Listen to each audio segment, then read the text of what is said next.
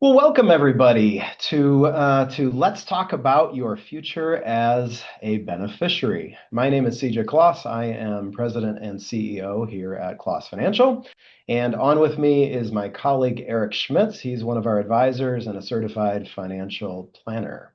Yeah. Great to see you guys. Thank you so much for being part of today's webinar. Yeah. We also have on with us Kristen. She is one of she's actually part of our marketing department and is moderating in the background, making sure that Eric and I don't screw anything up today. But listen, everybody, we appreciate you jumping on a beautiful evening like this with us to talk about your future as a beneficiary and just kind of lay some groundwork for what to expect. We hope this webinar will last no more than an hour. That includes presentation time along with Q&A at the end. That leads to a good point. At the bottom of your screens, if you kind of hover your mouse near the bottom, you should see a little Q&A button. If you have questions that pop up throughout our presentation, we would encourage you while we're talking and while we're presenting, go ahead and click on that button and submit your question because we will then address all of those questions at the end of the webinar and they'll just be kind of queued up and ready to go. Obviously, if you don't have questions, that's totally fine, but that gives you a little bit of information about how to submit them. I will be taking about the first half of the presentation, turning it over to Eric for the second half of the presentation. And as I said, total of about an hour. We expect each of our sections to be no more than about 20 to 25 minutes. So with that all being said, let's jump into our webinar for today.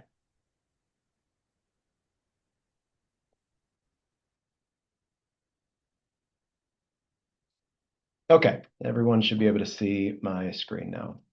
So before we get into the meat of our content, we do like to make sure that everybody listening knows who Klaas Financial is. Some of you might be clients of ours, some of you might be children of our clients, and others of you might just be prospects who got an invite to this.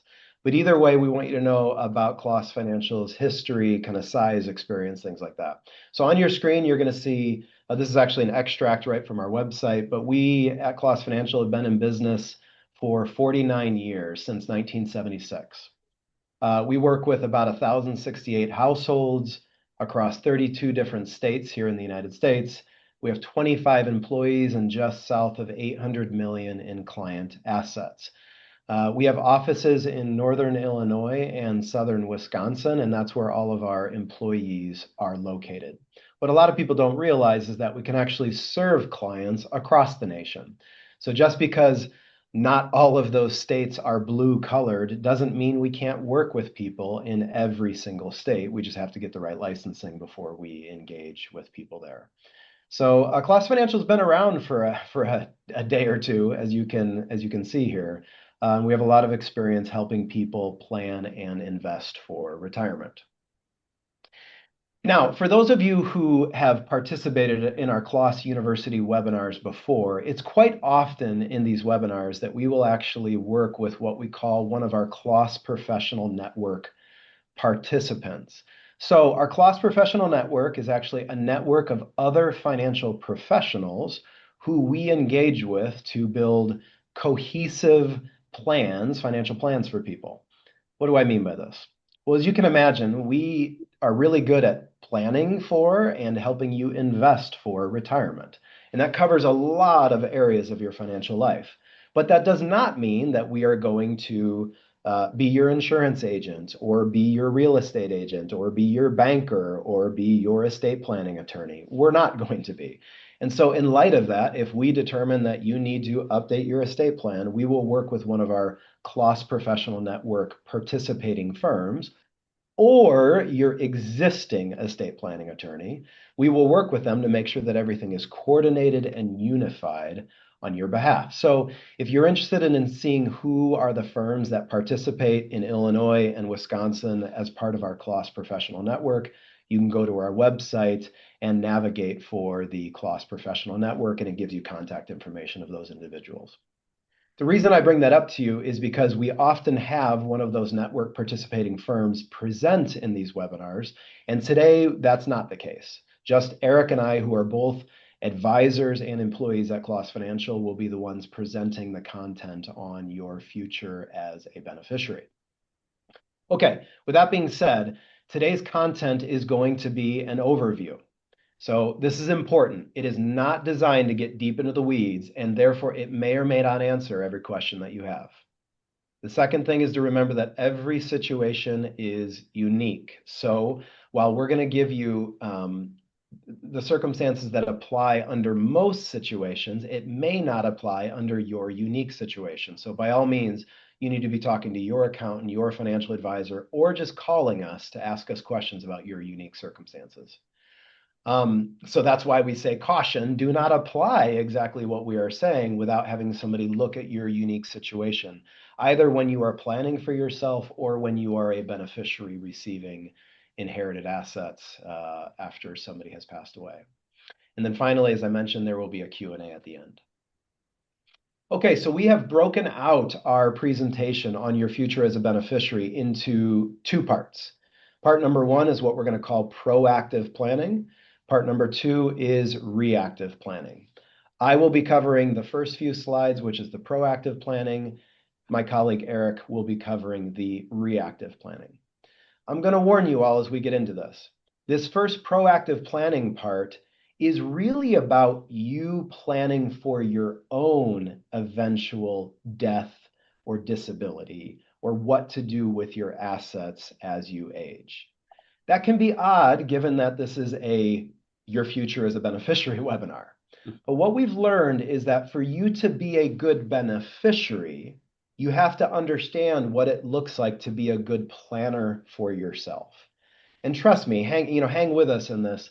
This will make sense as we go throughout the content, because a lot of what you're going to learn about being a good proactive planner actually comes into play later on when it has to do with reactive planning as a beneficiary as well. Okay, with that being said, let's jump into the proactive planning part of what it looks like to be a beneficiary. So here are the sections that I will be covering in the proactive planning part.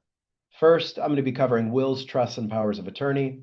Next, I'll be covering how to name beneficiaries and deal with strategic account ownership.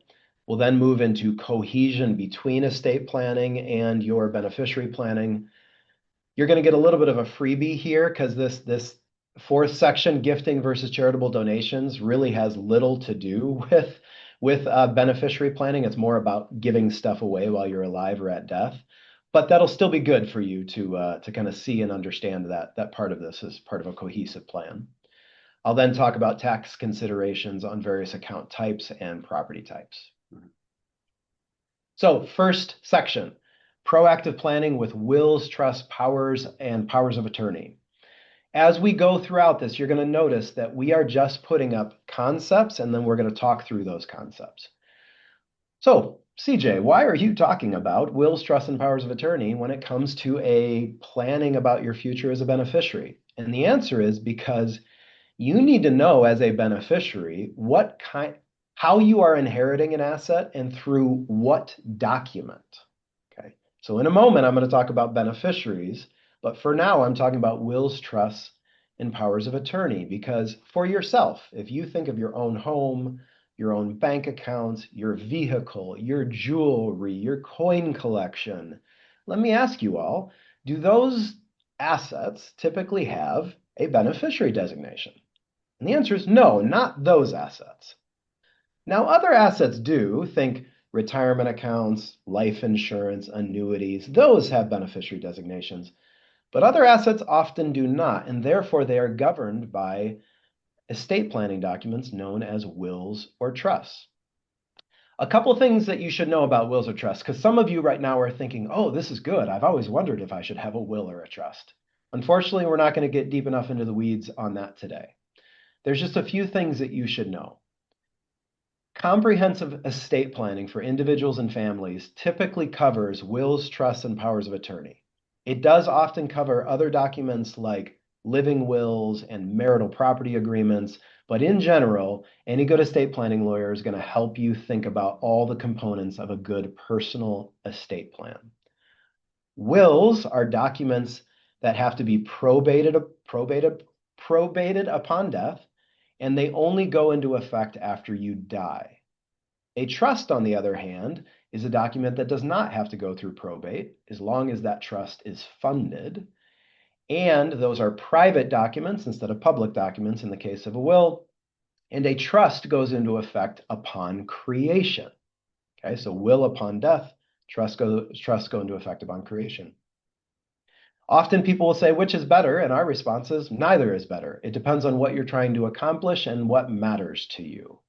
Sometimes you can have a will that has a trust that gets created upon your death. This is known as a testamentary trust. That could be a trust for your child or grandchild to make sure they can't touch the money until they reach the age of majority or until 21 or something like that.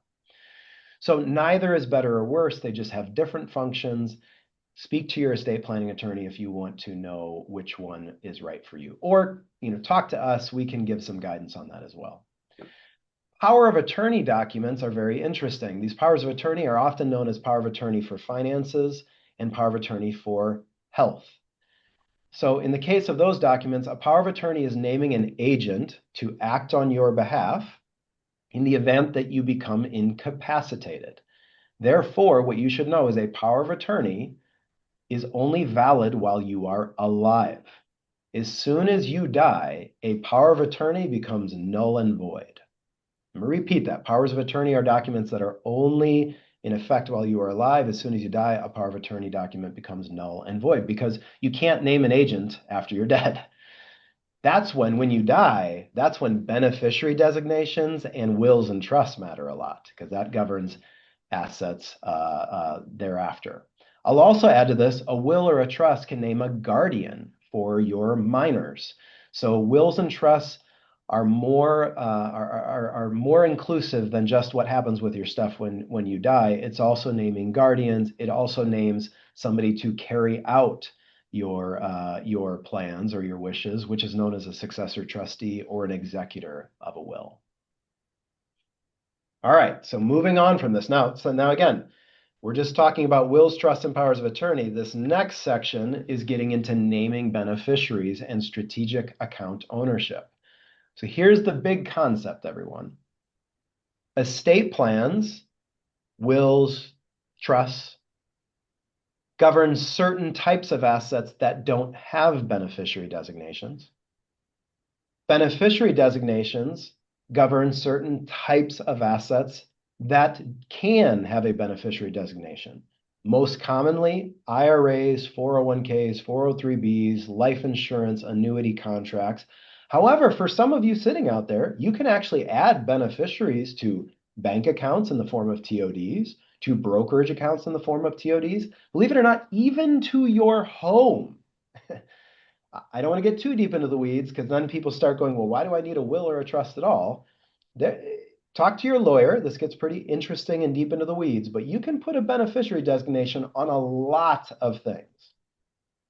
Now, before you think you can escape with having no will, what can you not put a beneficiary designation on? Well, typically like your jewelry, your furniture in your house, and those minor children can't be beneficiaried away. So you get the idea. You're still going to need some sort of will, but you may be able to move most of your assets into beneficiary controlled account or kind of control structures. Why does this matter? Because what I want you all to walk away with, one of the big themes here, is that most people's estate plans are made up of two core components, two chunks, so to speak. One is assets with a beneficiary designation. The other is assets without a beneficiary designation that will go through your will or your trust. A lot of people don't realize that. A lot of people come to Eric and I and they say, hey, Eric, CJ, good news. I don't need to update my beneficiaries because I just met with my lawyer and I updated my will. And Eric and I will often say, I appreciate that you updated your will, but your will only governs those bank accounts in that home. All of the retirement accounts that we manage for you, we didn't change anything. And those beneficiary designations are the control. Now, here's the quiz question for everybody.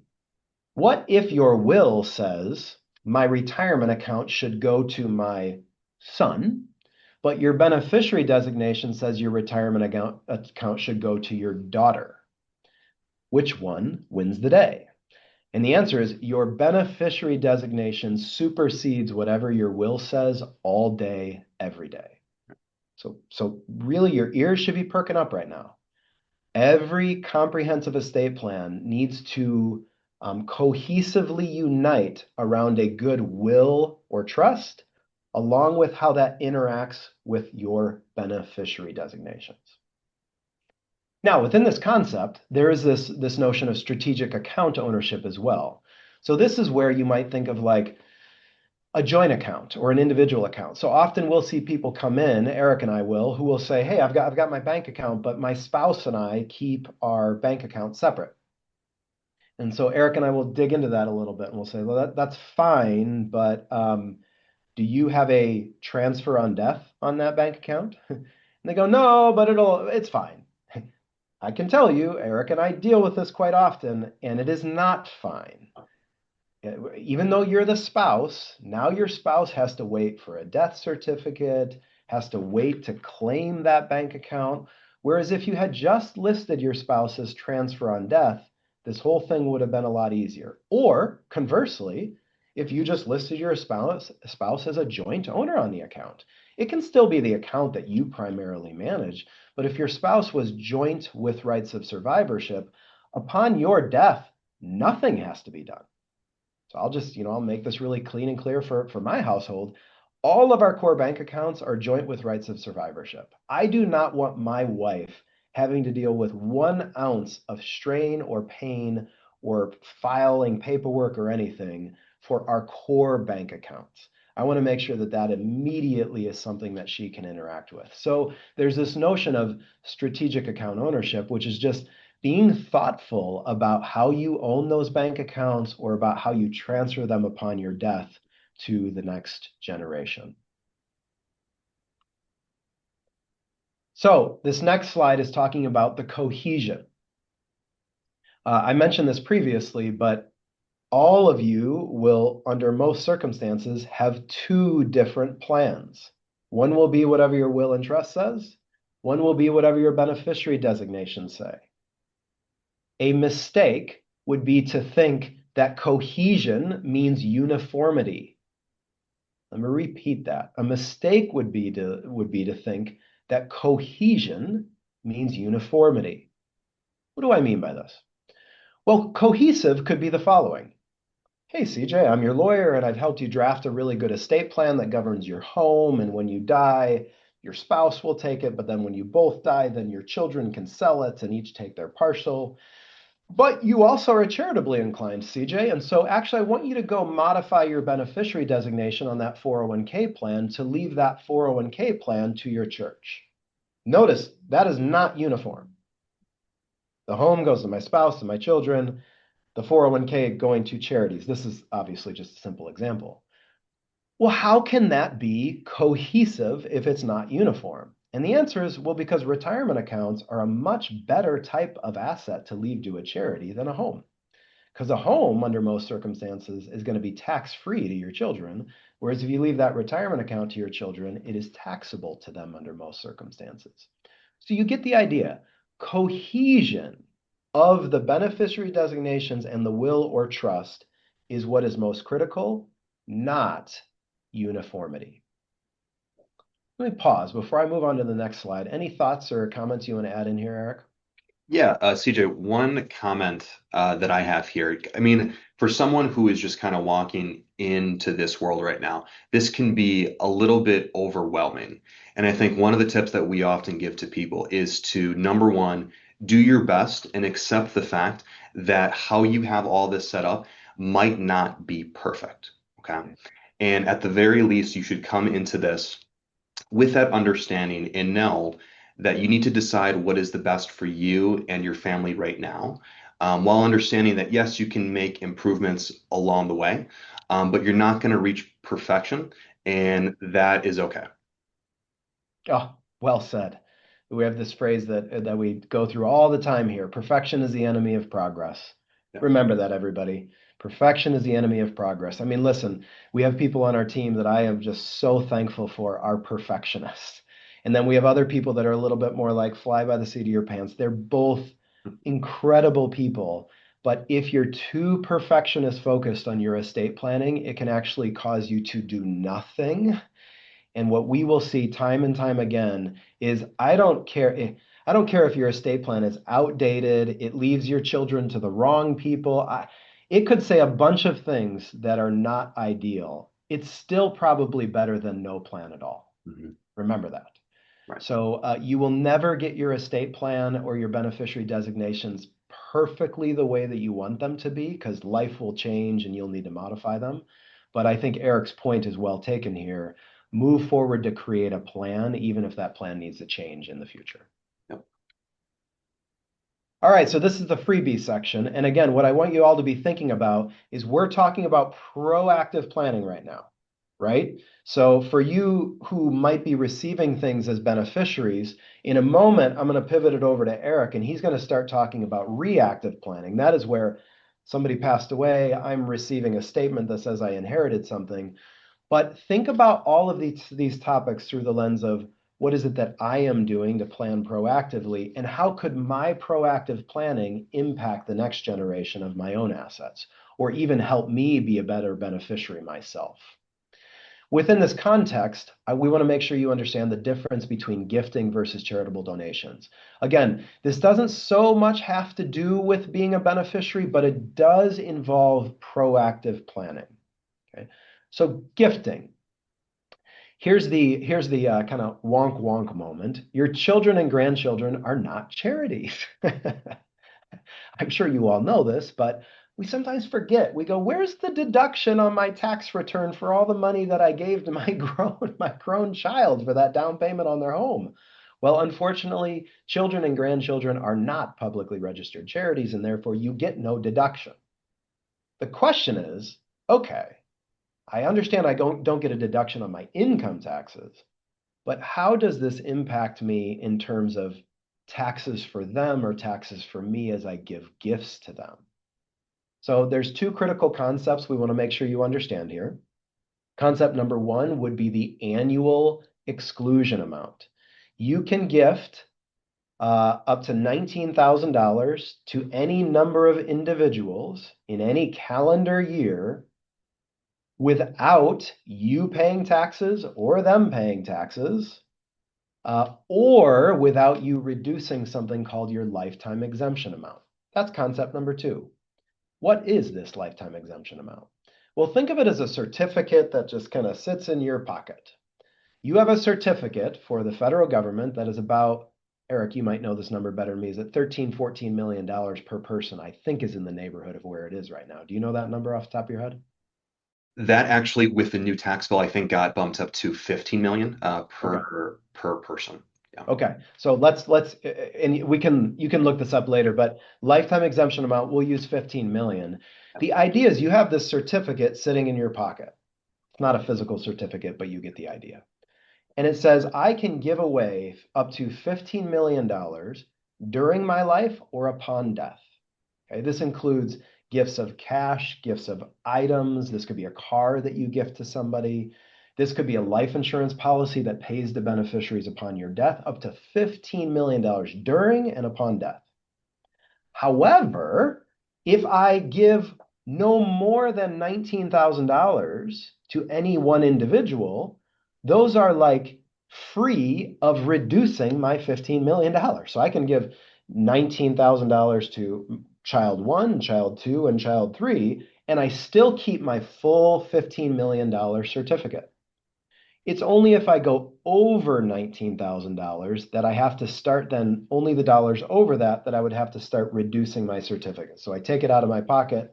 I say 15 million minus the amount over $19,000 in any given year. So that $19,000 is known as the annual exclusion amount. You can gift that to as many people as you want to. If you're married, by the way, you can double that number. I can give $19,000 to my child. My spouse can give $19,000 to a child. We pay no tax, they pay no tax. Now, here's the key. You cannot gift out of retirement accounts, okay, because those are pre-tax accounts. Technically, you can, but you'd have to perform a distribution, pay income taxes, then do the gift. Okay. So in my example here, I'm only referencing post-tax money. But that post-tax money, I can give a lot away before I even touch my $15 million exemption. If I go above that, I just start reducing my lifetime exemption amount, but my beneficiary or the people I'm giving to still don't pay any tax. So here's the point, everybody. If you're gifting money to somebody, we would generally say try to keep it under the $19,000 per individual, per gift, per recipient, just so that you don't have to reduce your lifetime exemption amount. But if you want to give more than that, God bless you. By all means, go right ahead. You have a lot of room to be able to give away money before you have to worry about any significant tax impact. Conversely, a completely different category is charitable gifting or charitable donations. Gifts to charitable donations can actually reduce the amount of income tax that you pay in any given year. That's the difference, right? Gifts to children, other friends and family members doesn't reduce my taxable income in a year, right? It gets money out of my estate, but it does not reduce my taxable income. Gifts to charities, on the other hand, can potentially benefit me on my taxes, not to mention you're supporting causes that you care about. But here's the key, and I don't want to get too deep into the weeds on this, but there's this little thing called the standard deduction, and that standard deduction has gotten really large over the years. It's, north of $30,000 is standard deduction for your average couple these days. And therefore, and now you've got this thing called an enhanced senior deduction if you're over 65. So this standard deduction can be really large. And the problem is your itemized deductions have to exceed your standard deduction before those donations to charities benefit you. Itemized deductions, again, there's 4 categories of itemized deductions. One of those 4 categories is charitable donations. Don't want to bore you with the details of all of this, but here's what we would say. Most of the people that we work with who are giving directly to charities out of their checking account actually are no longer getting a direct tax benefit from that because most people are taking the standard deduction. So I'm sure many of you are confused right now. All I would say is talk to your financial planner, talk to your accountant, call us and talk to us to get a better understanding of, am I benefiting from my charitable donations? That would be something that you want to be aware of. Now, again, don't get too upset about this because our hope is that you would be giving to charities because you care about those causes, not just for the tax benefit, but you do want to be mindful of how it's impacting you. Eric, any thoughts about gifting or charitable donations? No, again, I think it's one of those topics where a lot of clients think about it when they maybe start to get into retirement, but it's often a question that gets addressed a little bit later on.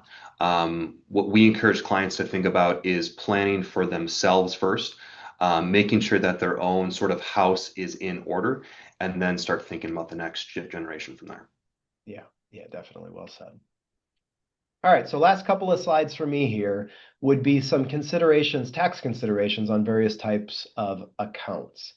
So Eric is going to talk more about this in terms of the reactive planning and how you receive assets from different account types, because this is most commonly what Eric and I get calls on. Hey, my aunt just died, my mother, my father just died. I'm the beneficiary on a retirement account. I'm the beneficiary on an annuity. What do I do? I am going to talk about the tax treatment for the donor or the contributor to these types of accounts. Eric is going to talk about the tax treatment for the recipients, the reactive planning part of this. So what's the tax considerations for a donor into one of these types of accounts, like a pre-tax retirement account?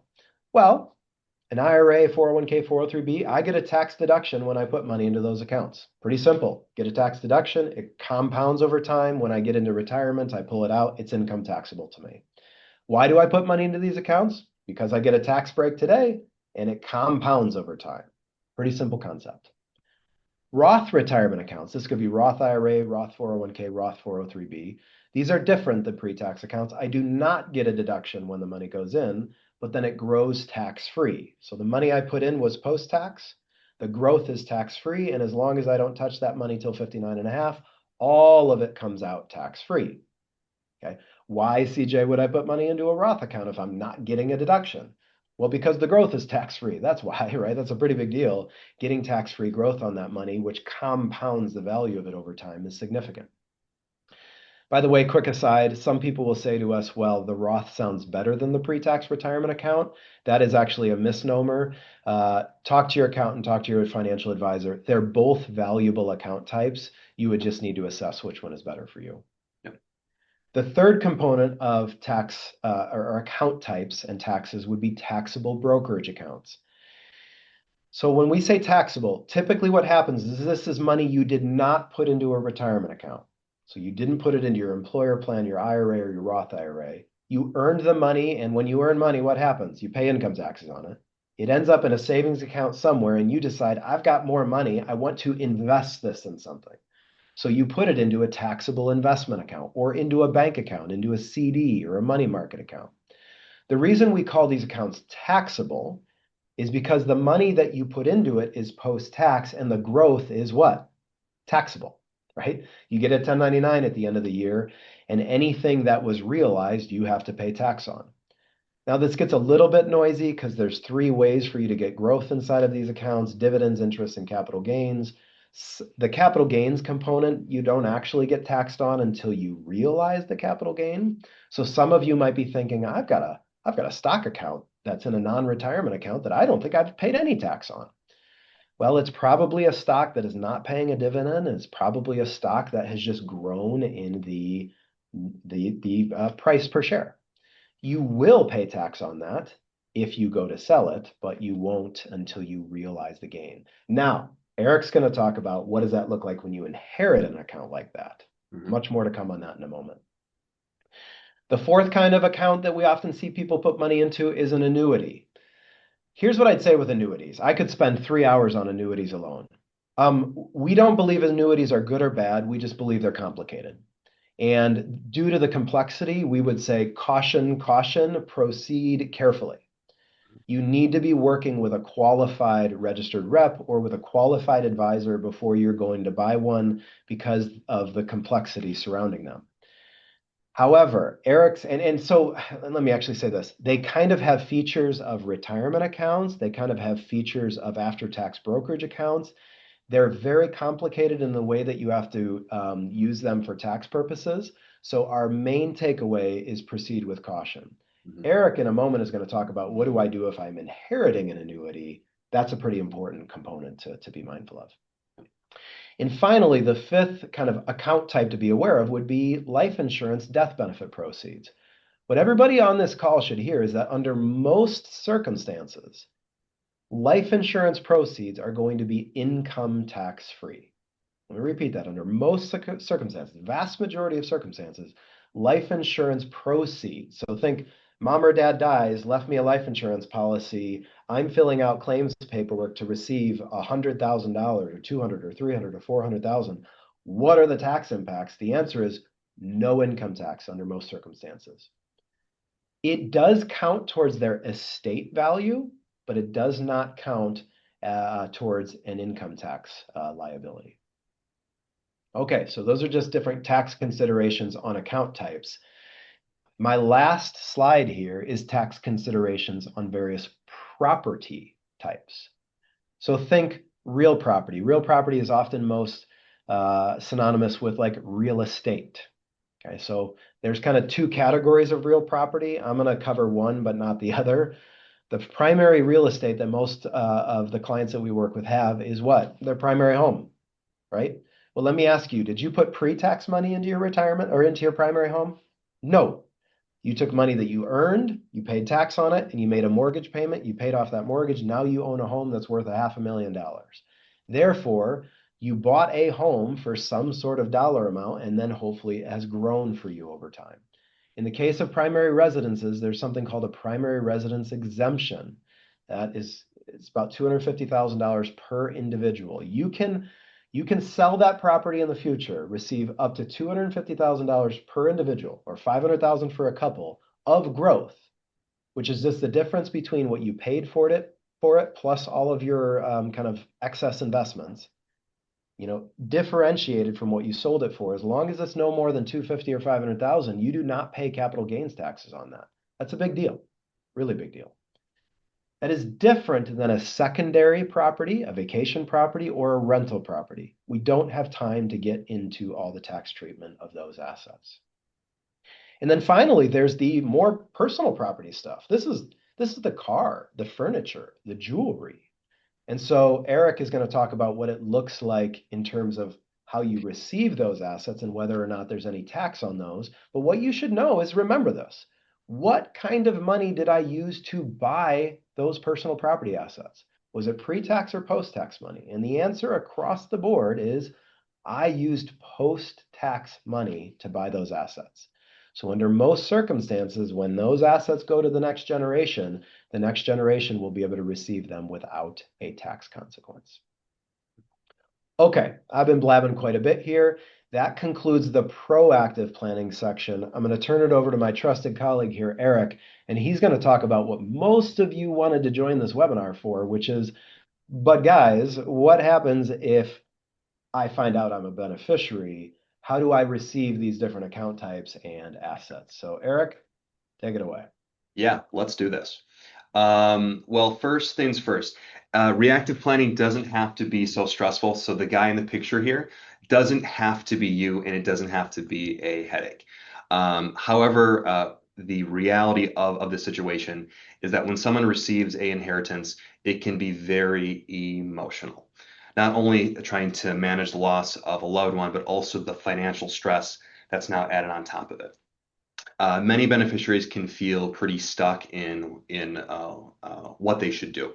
One of the things that CJ and I often see with clients is if they inherit, maybe it's an individual stock position in a taxable account from someone, and they receive what's called a step up in basis, which I'll talk about later. This can be an opportunity for them to do something that can be really beneficial for them when it comes to actually not paying taxes on the stock that they received. However, they still receive this stock from a loved one. So that can be really tough for them to make that decision of now selling it. And there's nothing inherently wrong with holding on to something for an emotional reason, but it is worth having the conversation of being intentional of why you're not selling that and making it very clear to yourself and to your family what is being gained or lost by not doing something or doing something there. So with that context here, I'm going to repeat what CJ said before, which is every situation is different. So it's important to take the time to not only understand what you're receiving, but to understand how it's going to apply to your personal circumstance and to not rush into a decision with maybe a preconceived notion or assumption of what's going to happen. Keeping an open mind and understanding what you know and what you don't know can make the process a lot more smooth, and you won't run into as many roadblocks there. But getting into some of the details now, let's talk about some of the asset types. The first one that is listed here is what I mentioned earlier. So these are taxable investment accounts. So think bank accounts, think brokerage accounts that aren't a IRA, it's not a non-qualified annuity. All of those are off to the side right now. As a beneficiary, a taxable investment account can be very beneficial to you due to the step up in basis that I mentioned earlier. Okay. So when you inherit investments within this account, the IRS allows you to reset or step up the cost basis to the market value at the time of the original owner's death. So if a original owner bought a stock for $500 20 years ago, and that stock is now worth $800 today, that $300 of gain would be taxable to the account owner if they sold it within their lifetime. Okay. However, as a beneficiary, if that stock was never sold and you inherited that cost basis for you, instead of it being $500 for the original owner, that's now stepped up to the current value, which is $800. And if you were to sell that stock immediately or close to when you receive that, you may pay actually no tax because there is no gain to pay tax on. Okay. Um, that is, again, kind of a really, really high level. There is a lot more that we could go into detail there, but that's really important to keep in mind with taxable investment accounts is the step up in basis provision. Next one to talk about is going to be non-qualified annuities. And CJ had touched on this before, but again, these have components of both taxable accounts, but also retirement accounts as well.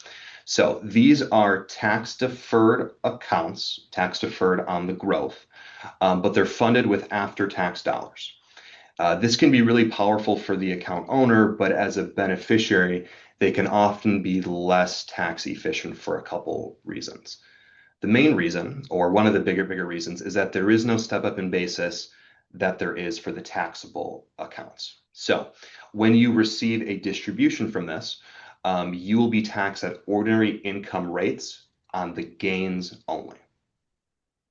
There's one other thing to keep in mind when it comes to distributions from a non-qualified annuity, is that the withdrawals follow a process that's called last in, first out, or LIFO, meaning the last thing into the account is actually the gain. So that's the first thing that has to come out to you in a distribution. Therefore, the gain is taxable, while the original contributions of the owner are not taxable. Again, when you're talking about tax planning, and if you're someone who's actually going to be retiring yourself, this is really important to know so you don't blow yourself up on taxes, thinking that, oh, I didn't think any of it was taxable.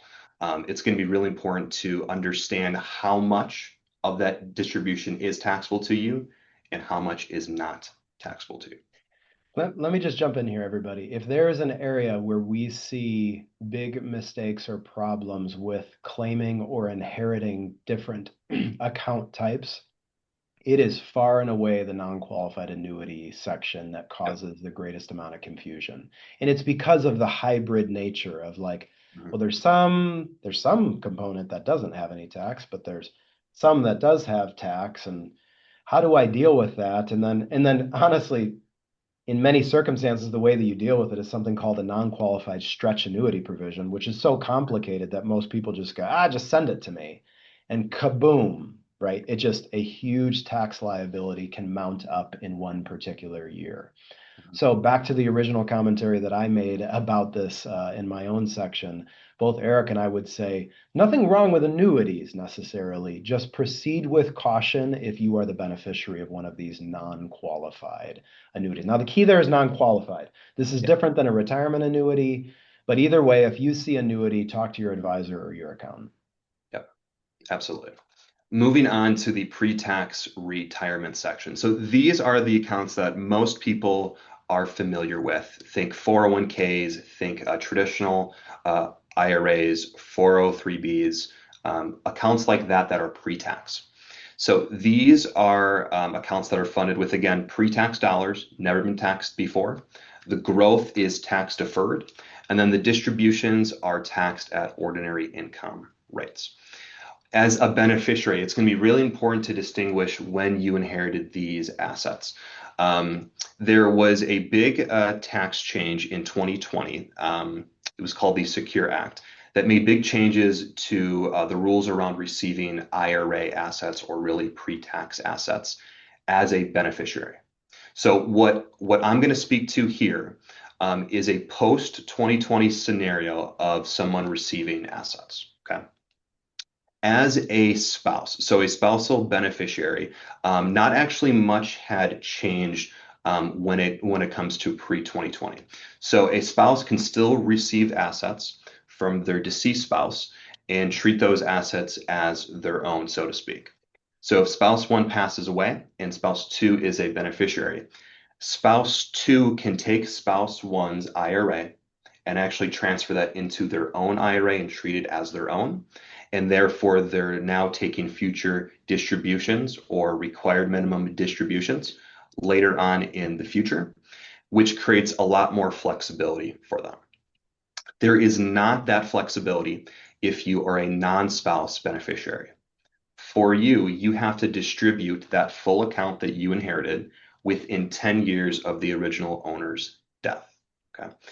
You also have to take a minimum distribution in the first 9 years as well, with an understanding that at the remainder, or sorry, with an understanding that in that 10th year, the remainder also has to come out. You could take the minimum amount every single year for the first 9 years, but in that 10th year, you would be taking out a very large chunk, which might be a very poor tax planning decision. We have also seen clients instead choose to take that out equally over 10 years. So, sort of a 10% each year along the way to spread out that tax liability. Each one of these situations is going to be unique to your situation, which is important to sit down either with your financial planner, your tax advisor, or your accountant to talk about what makes sense for your situation. And one example here would be if you're someone who's currently working and you're going to be working for, let's say, another 4 years and you have just inherited these assets, given that you're still working, you're going to be in a high tax bracket for those first 4 years.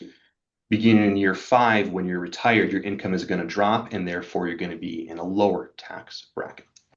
It may make sense then to take the minimum in those first 4 years, and then beginning in year 5 and then forward, you start taking out more because your tax rate is going to be lower. So again, that's just one really quick example of a scenario that somebody might be in, which again is a reason why to talk with your tax advisor to make sure you're taking those distributions out in a process that makes sense for you. The last one that is on here is going to be Roth assets. So Roth IRAs, Roth 401ks. These have a unique feature in that they are tax-free upon distribution, unlike the pre-tax where that is taxable to you upon distribution. Similar to the pre-tax accounts, beneficiaries of these assets must distribute them within 10 years. And really, I should give more context here. A non-spouse must distribute them within 10 years. Okay. However, unlike the pre-tax assets, there is no RMD or required minimum distribution that you have to take out each year, which as a beneficiary, that gives you a lot more flexibility to plan for your own needs there. Let me just say, as Eric is going through all of this, if in case there's any CPAs or tax law attorneys that listen to this, we are giving the high level of what is most common. Yes. We are aware of there are circumstances under which a minor receives these dollars and that 10-year payout doesn't apply. We are aware of disabled circumstances, situations that could make this different. So just recognize this is why we say this is an overview of what would apply to most people under most circumstances. If you have particular questions, talk to your advisor, your accountant, or by all means talk to us, and we can give you a more custom response to your question. Absolutely. Yes. And then the final two asset types to talk about really quickly here, life insurance proceeds. So generally speaking, these are tax-free to the beneficiary. This can be very advantageous for somebody who is receiving these assets. This is really the ultimate flexibility for a beneficiary to use as they choose. The last one is going to be real property. So in this case, a good one to think about is usually real estate. While it's not a financial asset, it is still considered a tangible asset. And in most cases, property that is owned personally by the owner, the beneficiary will receive a step up in basis, similar to what I was describing earlier with a taxable account, which again can be massive. It can be very impactful for that beneficiary, allowing them to, if they need to, end up selling that property that maybe mom and dad had and use those proceeds for their own circumstance.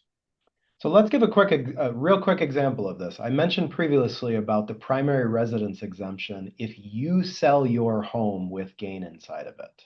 Okay. But now we're talking about receiving these real property assets as a beneficiary. So whether it's a primary residence that, like your parents pass away, their primary residence, or a vacation home, or even a rental property that they had. Hear what Eric is saying. These are considered non-retirement physical assets that get a step up in basis upon death. So here would be a takeaway example. We will work with some people who will say, hey, I'm just getting too old to use this vacation property. I'm in my early 90s. I bought it for 100 grand a zillion years ago, and now it's worth $1 million. I don't need the money. It's not going to impact me, but like I think I should sell it so that that way when I die, in a couple of years, I can leave it to my kids. Everybody tracking with what I'm saying? If they don't need that cash, we would often say, no, no, no, no, no, no, no, no. If you sell that vacation property, you will pay the $900,000 of tax on the capital gain. That could be a couple $100,000 of tax. You're going to then leave it to your children, which is fine. They'll appreciate the cash, I'm sure. But if you just wait a couple of years and die with it, they can sell that thing and pay and literally bypass the capital gains tax. Mhm. So there's a practical example of where understanding your options as a grantor of these assets and as a beneficiary of these types of accounts can have major tax implications. Mhm. Yes. So now these are a couple things to keep in mind when it comes to trying to maximize the impact of receiving a inheritance. First one is going to be trying to reduce your debt. So this can be, for the most part, one of the big things that usually younger people struggle with early on, which is having a lot of high interest debt. So maybe this is credit cards, maybe this is auto loans, student loans, or maybe for somebody who's a little bit later in life, maybe you still have a mortgage as well. Using an inheritance to pay off those things in full to free up your monthly cash flow to redirect those towards different goals can be massive and create a lot of flexibility. The only one that has a little bit of an asterisk could be your mortgage if the inheritance that you receive isn't paying off your mortgage in full. One of the things that we try and look at first is reducing debts that are also going to eliminate that monthly obligation. If you're not paying off the mortgage in full, yes, you're going to reduce the balance, you're going to pay less interest over time, it's going to be paid off earlier, but you're not going to take away that monthly mortgage payment. It's still an option for some people, but we would suggest paying off the high interest debt in full first, credit cards, student loans, auto loans, stuff like that. The second would be strengthening your emergency reserve. I think for a lot of people, this makes a lot of sense and is usually one of the first things that they do. What this really does, though, is puts you in a position to not have to take out new debt, to not have to tap into a home equity line of credit when something happens to the home and you don't have the cash on hand to pay for it. Having this dedicated cash reserve can provide a lot of peace of mind and stability for your financial plan. The third option there is going to be boosting your retirement savings. So, inherited dollars that you receive, let's say you're a non-spouse beneficiary, you have to take some of these assets within a set period of time. Let's say if it's an IRA that you inherit. This could be an opportunity for you to actually increase what you're saving into your own 401k. That will reduce your taxable income, but you also know that you have to take some of these dollars that you inherited, and that can actually offset the contributions that you're making into your 401k because now you have less take home. This can be a really efficient way to save for the long term, but also still make sure that you can live life now and take care of the things that you need to. The last one is going to be pre-funding future goals and expenses. And again, this can be a really good way to, hey, I have all this money that I received now, but I know I'm going to have to buy a new vehicle in 5 years. I'm going to have to fix up maybe the roof. Maybe it's college tuition that I'm going to have to pay for my kid because I know that's a conversation that I've had with my family. Pre-funding those things and actually setting that money aside now allows you to redirect that current cash flow that you had going towards some of those goals to other goals, which again can just increase overall flexibility in your plan. The key word that I've been saying here a lot is flexibility.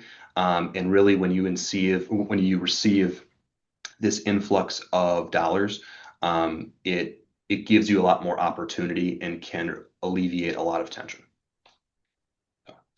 What not to do? Pretty obvious. Don't spend it all right away. Really try to resist the temptation to do so. It will pay you to be intentional and strategic about using these funds. And you are receiving these from someone who's probably pretty important to you. So I would imagine it's also important to you to be a good steward of those assets. Claiming assets too quickly or too slowly, definitely a good thing to consider. Don't just simply say, hey, send me the check and I don't really care about the taxes. That can be a temptation because you maybe want this to be solved sooner rather than later.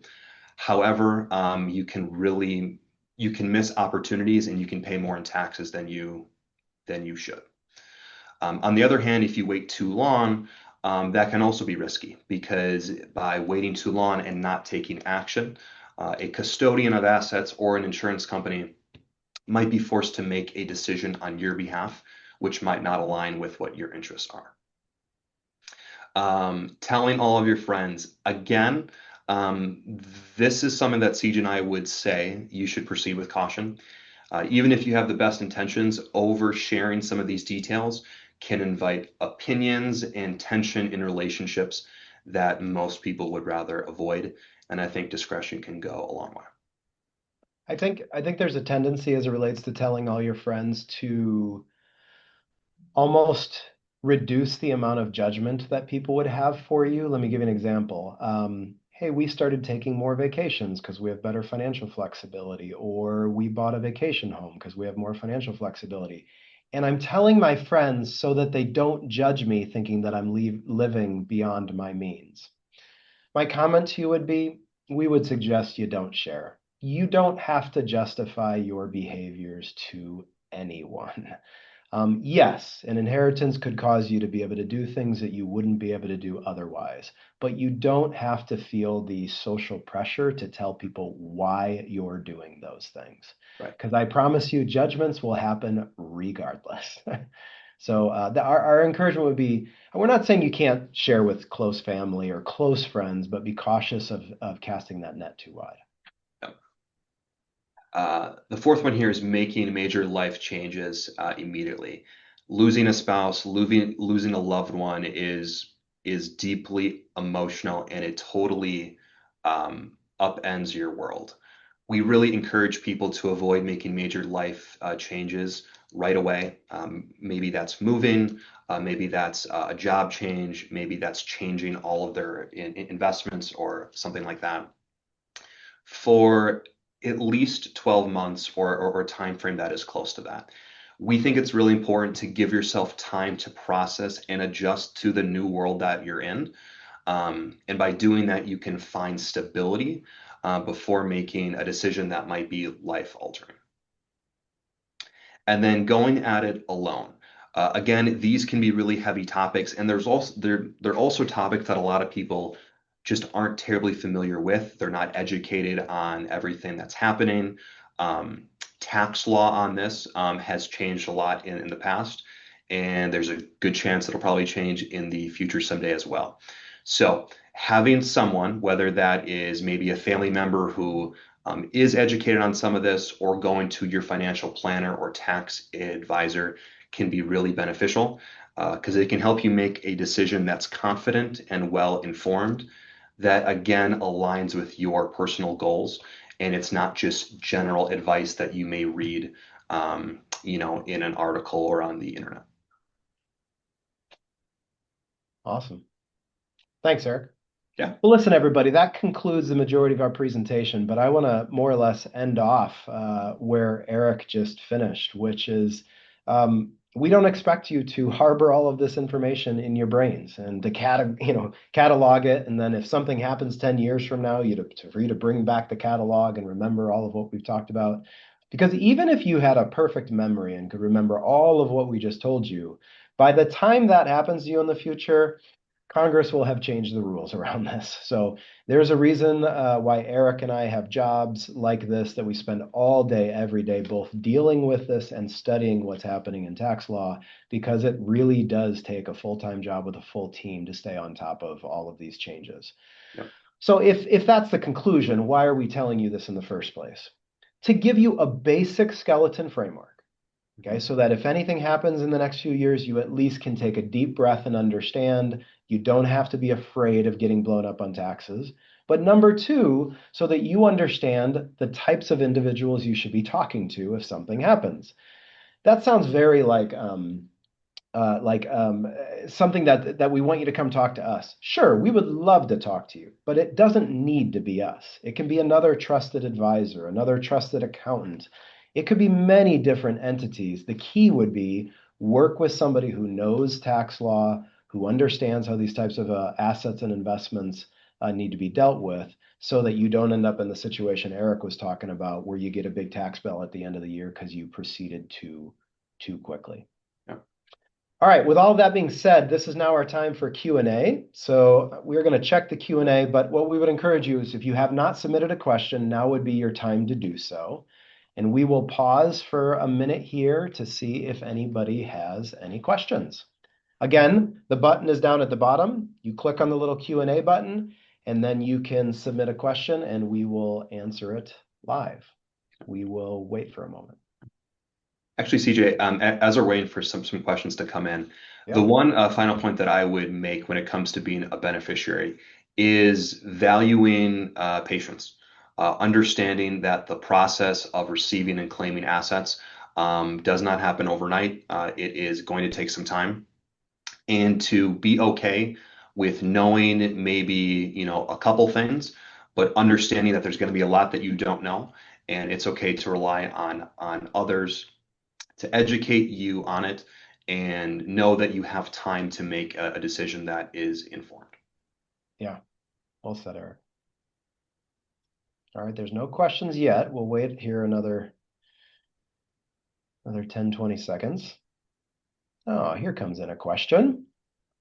So the first question we're looking at here is, could you discuss inheriting a qualified annuity? I love this question. So let me just set the stage here a little bit. We mentioned throughout non-qualified annuities. Non-qualified are non-retirement account annuities. So this is where you take post-tax money and put it into an annuity. The growth then is often tax deferred, and therefore these non-qualified annuities are a makeup of some post-tax money, some tax deferred money, and when you die and leave them to beneficiaries, they've got to at some point pay the tax on the growth. There's different options they have, but that is a non-qualified annuity. The question that was asked, which I love, is what about a qualified annuity? This would most commonly be an IRA annuity, although it could be a Roth IRA annuity. Most qualified annuities are going to be pre-tax. So a pre-tax annuity, think I'm gonna talk variable annuity or fixed annuity. When I put money into that annuity, it is pre-tax, right? Maybe I roll it over from an old 401k plan. It goes into an IRA with an annuity. It goes in there and then it grows. Have I paid tax on the principal? No, it was pre-tax. Have I paid tax on the growth as it grows? No, I have not. Now, maybe the person who put the money in there has been pulling some money out along the way, but as you pull money out of a qualified annuity, you're paying income tax on all of it. Okay? So if that individual dies then and leaves that money to a beneficiary, it is treated like any other IRA. Okay? I can leave it in the annuity and claim it within the annuity, or I can just transfer it out to another retirement account outside of an annuity, because all of the money is pre-tax. That's the key here, right? So I have full access and movement as a beneficiary of that qualified annuity to typically move it out anywhere else that I want to, as long as it goes to another IRA. That's the key. If I strip it out and take it to myself, boom, income taxes, because none of it has had taxes on it. But if I want to avoid that, I can move that to another IRA. Now, most of you should be thinking back to what Eric talked about, which is, well, yeah, but doesn't that money have to come out within a period of time? Yes. If you are a non-spouse beneficiary, you typically have up to 10 years to pull all of that money out and pay income taxes. But you would have to do that regardless of whether this was an annuity or not. Okay. So again, great question. A qualified annuity is a lot like any other retirement account when it comes to inheriting those dollars, that you just have to keep it in a retirement account as what's called a beneficiary IRA, and then pull all the money out within a 10-year time frame. Eric, would you add anything else to that? I mean, I thought all that was great. I think one thing to consider as well is not only where this asset sits as far as which bucket it sits in, right? So if this is a qualified annuity IRA, this is going to be a pre-tax account, so it sits in sort of a pre-tax bucket, if you will. But you also have to think about the structure of it. Okay, it's a qualified annuity, and the annuity is the structure that you are in. What you have to decide then is if you want to continue with that annuity structure or if you want to transfer or switch that structure, whether that's to maybe a different annuity or maybe that's to another IRA, but it's not under a annuity structure to it, right? Maybe it's just a self-directed IRA where you now get to choose the options and you're not within a annuity structure. So think about taxes, but also think about the structure of the asset that you have as well. Yeah, person who's asking this question, annuities have pros and cons. So you would need to, what Eric is getting into is the pros and cons of having an annuity. The person who bought the qualified annuity bought it for a reason. Right. The question is, as you receive that, do you still want or need the annuity? Mhm. Don't know. Maybe, maybe not. That's why you need to talk to a qualified advisor or registered representative, somebody who can give you feedback on it. As a recipient, should you still keep it in the annuity? Quite often, by the way, the answer is no. The person who bought it had it for a very good reason, but you receive it, you don't need the annuity. You may in the future, you may or may not in the future, but often you need to look at other options when you receive those dollars. Right. Great question. Thanks so much for Yeah. that question. We'll wait another second here for any other questions that might pop in. Again, anybody, no question is a dumb question, so feel free to ask anything that's on your mind.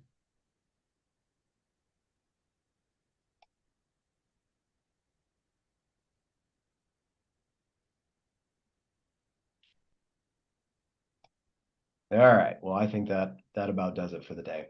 Listen, everybody, we went a little over time. We got close to an hour, but I think we're technically at about an hour 5, hour 10. So thank you so much for being patient with us this evening.